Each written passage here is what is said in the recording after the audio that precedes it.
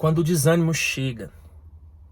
Tenho conversado com bastante pessoas que ultimamente estão dizendo, cara, eu tô muito cansado, tô muito desanimado, eu não tenho mais vontade, não tenho ânimo para fazer mais nada.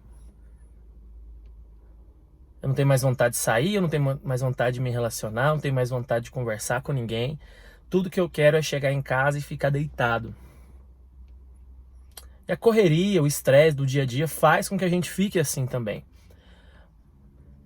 Mas existem alguns fatores que a gente deve levar em consideração. Eu tava passando por isso também, sabe? Eu também tava cansado, desanimado, eu não queria sair. Na verdade, tinha dia que eu não queria nem trabalhar. Eu chegava em casa, o que eu queria fazer? Ficar só deitado. Falar que, na verdade, eu tava tão desanimado que até para descansar, assistir um filme, alguma coisa, eu não tava tendo paciência. Muito cansado, muito desanimado. E às vezes a gente acha, será que é uma guerra espiritual? O mal quer me derrubar? A gente pensa esses pensamentos, né? Você vê vídeos, pessoas falando.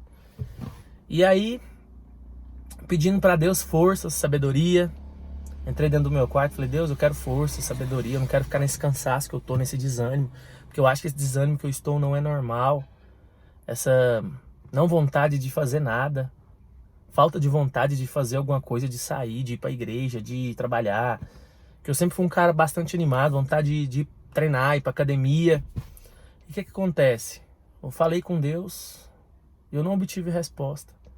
Eu falei, pai, me dê sabedoria, me dê sabedoria. Foi uns 3 dias orando sobre esse assunto. Falei, pai, retira esse cansaço, retira essa... E o cansaço só aumentava. Num desses dias orando, a única coisa que veio na minha cabeça, que foi, para mim, foi uma resposta de Deus, foi... Eu vi essa frase bem assim, ó. Volte a cuidar da sua saúde. Eu falei, cara, a gente acha que essa força vai vir de uma vez, que Deus vai nos levantar de uma vez e tal. Deus me levantou de uma vez. Mas o que acontece? Como Ele me levantou? Ele me deu forças para cuidar da minha saúde. Nesse dia à noite, veio na minha mente assim, volte a cuidar da sua saúde.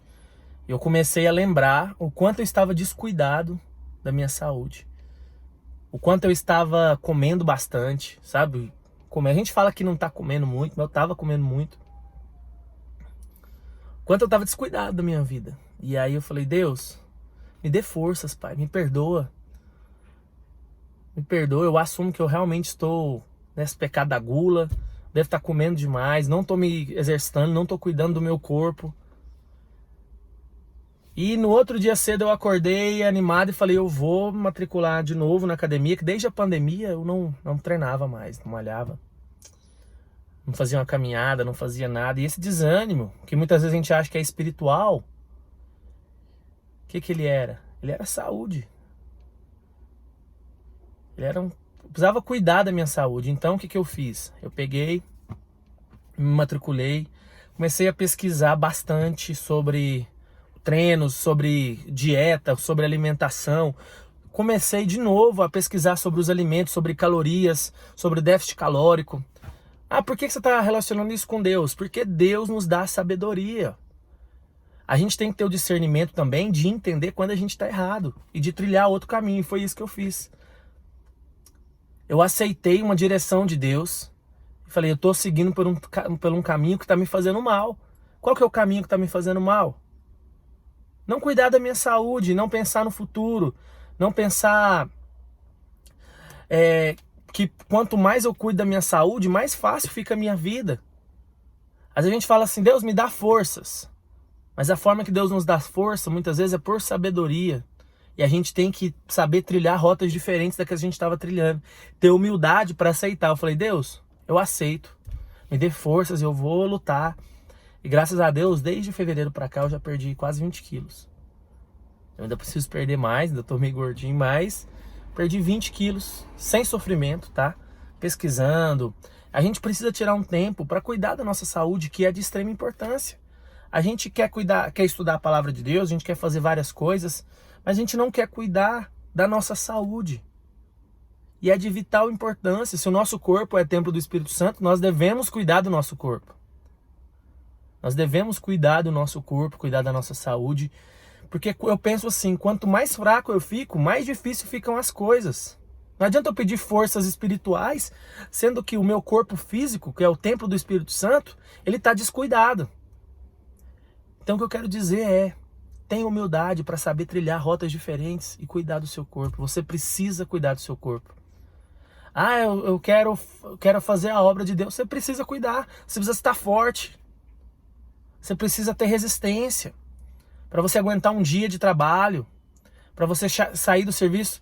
Eu saí do serviço, eu não tinha ânimo para nada. Hoje eu saio do serviço, eu treino de manhã. Eu saio do serviço, eu tenho força para fazer uma caminhada, eu tenho forças para ir para alguma coisa da igreja. Eu não tinha mais forças porque o meu templo físico, o meu corpo físico, que é templo do Espírito Santo, estava descuidado e maltratado.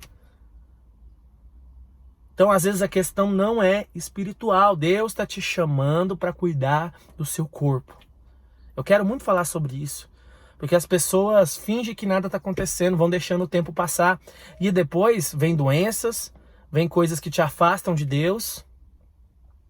E as pessoas querem pedir milagres. Mas o salário do pecado é a morte. Ah, mas por quê? A gula é um pecado. A gula é um pecado. Muitas vezes o crente fala que não bebe, que não faz nada, mas o que ele vive? Ele vive comendo igual, parece que o mundo vai acabar em comida. Ah, eu não bebo, não faço nada, mas parece que o mundo vai acabar em comida. E a gente precisa ter humildade para aceitar e para saber trilhar rotas diferentes. É isso que Deus quer falar com você. O que adianta você... Ah, eu tenho que cuidar da minha família, eu não tenho tempo para me exercitar. E você vai ficar doente, muitas vezes, não vai ter como trabalhar, e como que vai ficar a sua família? Você precisa se cuidar para conseguir cuidar da sua família. Em primeiro lugar, você precisa se cuidar para você dar conta de cuidar do seu ministério, a sua mente melhora, para você ter resistência para aguentar um dia corrido.